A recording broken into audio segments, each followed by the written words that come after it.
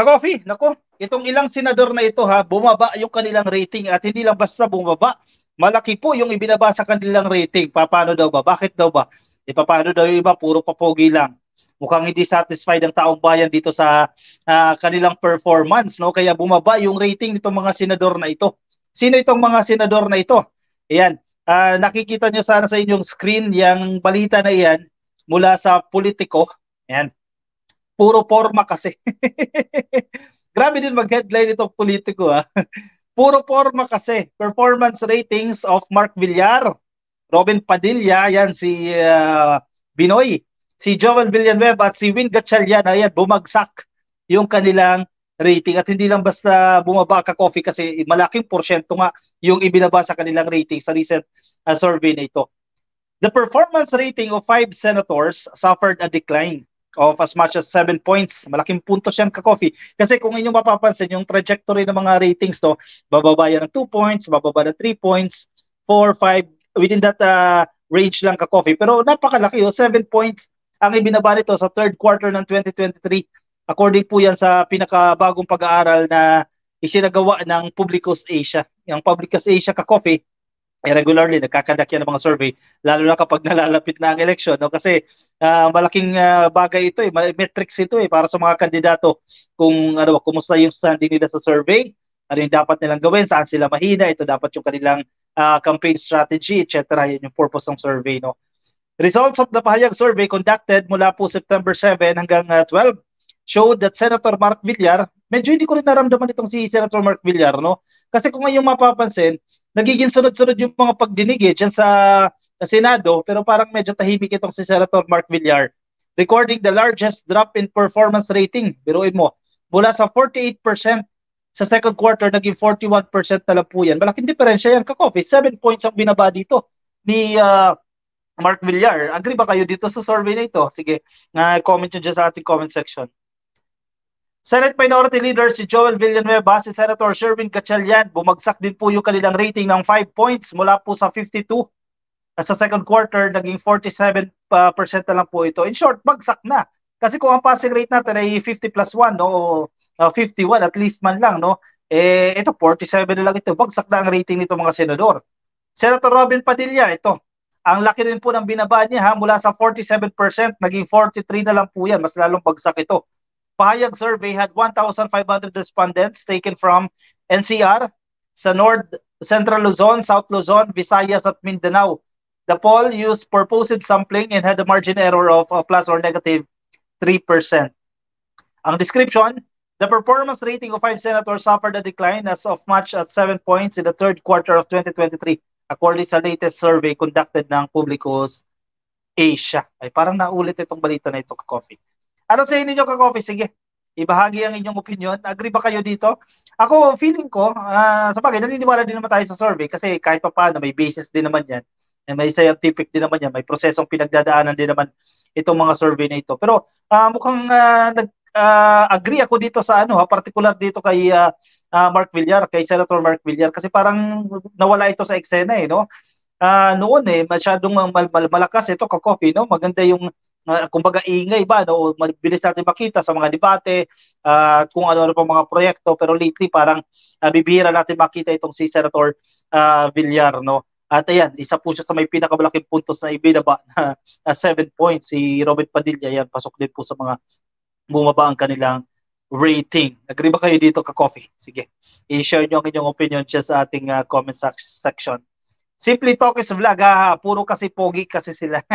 Sabi ni Simply Talkies Vlog. Polly Rojas watching from California. Hello po sa inyo.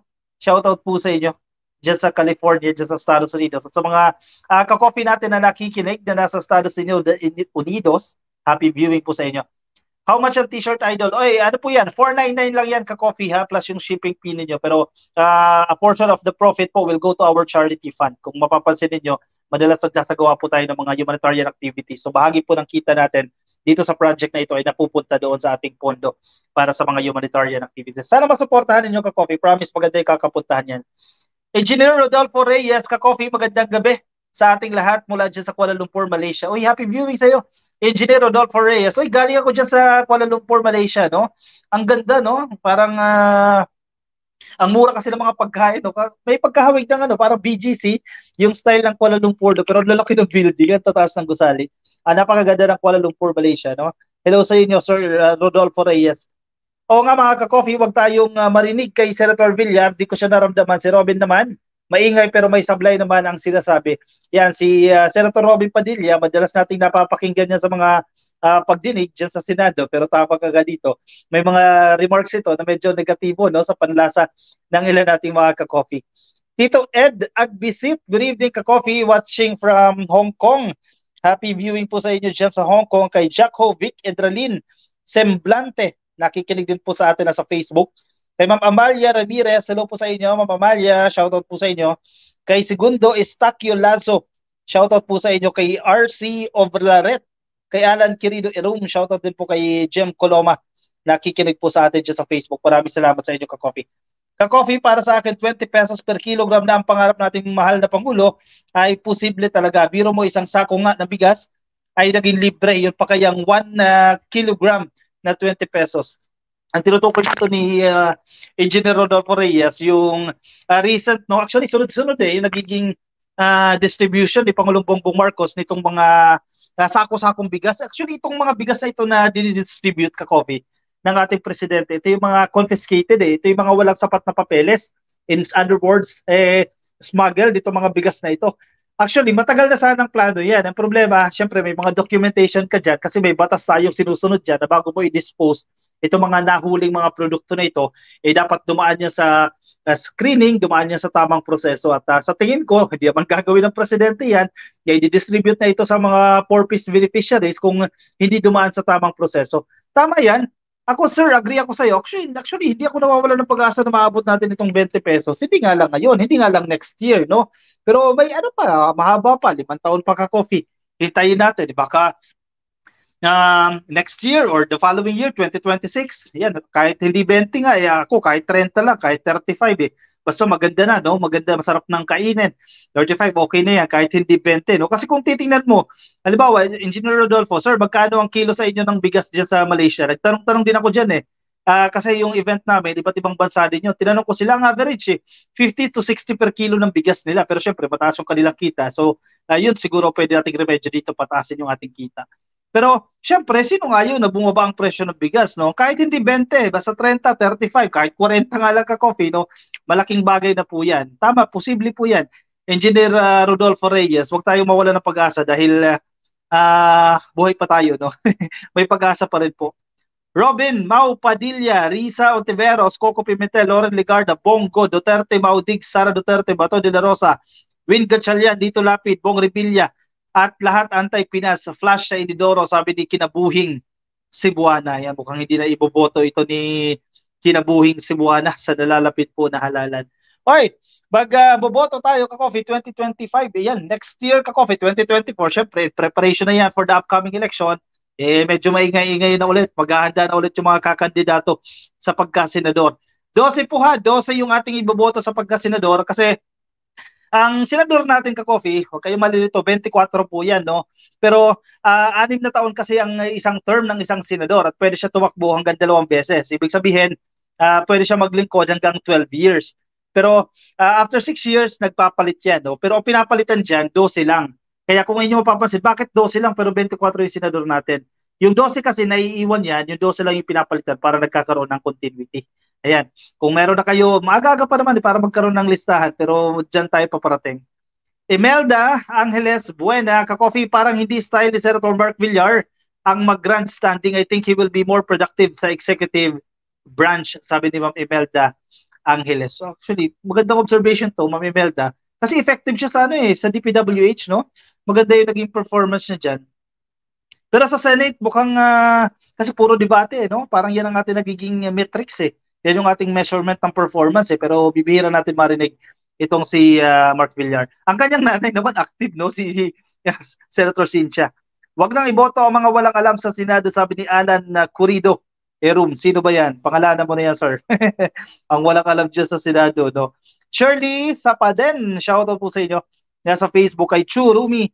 Happy viewing po sa inyo kay Catalino Raceles Bundal II. Shoutout din po kay Silvino Vicente. Happy viewing po sa inyo.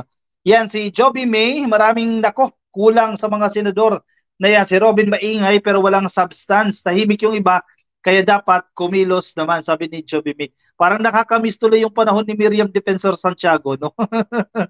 Nila Flavier, di ba? Yan yung mga kasagsagan, yan yung magagandang mga. Actually, ako rin, mahilig kasi ako makinig ng mga hearing, eh, no? Kahit ngayon, pinapakinggan ko pa rin naman yan. Yung mga Senate hearing, mga hearing kahit sa Congress, eh, sa House of Representatives, pinakikinggan natin. Maganda ko may mga substance, eh. Tipong Miriam Defensor yung kadibate mo at yung kadibate niya, eh, medyo may substance din. Eh, makikita mo, valid yung mga points, eh. Magandang pakinggan. Pero minsan, ngayon, may mga senador na nakikita mo talaga, kulang din talaga sa background, no, doon sa mga issue na pinag-uusapan. Janet Panoringan, walang alam dyan sa Senado, isa na ang traidor na si Robin Padilla, nasa pro-China, sabi ni Janet. Luz Romero, good evening po sa inyo, shoutout po sa inyo. Kay Selvino Vicente, happy viewing po sa inyo sa Facebook. Ka-coffee, marami tayong viewer nasa Facebook pero hindi pa po naka-follow, hindi pa naka-like. Yan, 1 second lang po yan, click lang po yung follow, click lang po yung like yan sa ka-coffee. At kung nasa YouTube kayo, click nyo lang po ang subscribe, walang bayad po yan, libre po yan. Wala nakakagawa niyan kung hindi si PBBM lang. Alam nga naman na ang mga confiscated na bigas ay ngayon lang nangyari. Matagal na yan pero si PBBM lang ang nakaisip niyan. Exactly. Sir Engineer Rodolfo, ilang administration na yan, nasasayang lang. Kung inyo mapapansin niya, ay nagkakabubulok na, nababasa na itong mga bigas eh, na imbis na pakinabangan ng taong bayan, abay, hindi natin napapakinabangan. Pero maganda itong strategy na ginawa ng ating presidente na confiscate na yan. Siyempre, wala nang habol yung mga smugglers dyan. Wala na kayong bigas na babalikan. Pamigay na yan sa taong bayan, di ba? Wise strategy, nakinabang pa ang taong bayan. Kesa mabulok lang yan, actually, additional cost pa yan kasi yung storage. Siyempre, kukunin mo yan, i-store mo yan, may caretaker ka dyan, kung babayaran mo pa yung security guard na magbabantay doon, yung rental doon sa facility, sa storage na yan, na sana nalagyan ng ibang gamit, i-dispose na agad yan. Diba? Sa mga negosyante, yan yung kanilang mga strategy dyan para, kumbaga, mas efficient yung kanilang operations. So, good thing, good point na naisipan ng ating presidente yan. Kasi tama ka dyan, sir. Ang tagal na administrasyon na, ilang administrasyon na ang lumipas, pero hindi nila naiisip yung strategy na yan. At this time, buti na lang. Walang tatalo kay Senator Miriam Defensor Santiago, nag-iisa lang siya, sayang talaga. Correct, Joby. Ako, idol ko rin yan eh. Binoto ko yun sa pagka-presidente, bagamat alam ko na walang chance na manalo, no? During that period. And may sakit din si Madam. RC of Laret Ka-Coffee, sir, hindi ako believe sa nag-survey ng pahayag publiko sa anti-PBBM. Yes, may ganyang image. Actually, na-interview ko yan si ang may-ari ng Publicos Asia, sino nga yan? Si Ma'am Tikia, Malu Tikia. Nakapunta na ako sa opisina niya, sa Ortigas, na-interview ko siya. Scientific din naman, may mga basis din. Pero syempre, kung i-check mo yung nag-organize o yung gumawa doon ng pag-aaral, syempre may counting leanings din yan. Lahat naman may biases yan, Ka-Coffee. Pero mukhang RC Claret, medyo napupunto mo dito. Kasi sa ibang admin ay nire-recycle or nakikipag-ayos sa mga tiwali. Oy, correct ka yan? Sa mga tiwaling opisyal gamit ang mga padrino sa Malacanang. Ang tendency, mailabas yung bigas na yan na supposedly hindi na. Na supposedly na-confiscate na nga ng gobyerno. Pero yun nga kasi kesa nasasayang, ito, maganda. Very good actually ginawa ng presidente natin dito. Na-dispose yung mga bigas na yan. No? Tama, good point yan. Ka-Coffee, available ang mga Ka-Coffee merchandise. Ito, Ka-Coffee, good morning, Ka-Coffee. Yan. Available po ito. Message lang po ako kung interested kayo. Maganda po yung kapupuntahan ng project natin dito. Thank you, Ka-Coffee. Please follow, like Ka-Coffee sa ating Facebook at subscribe naman sa ating YouTube. May isa pa tayong topic.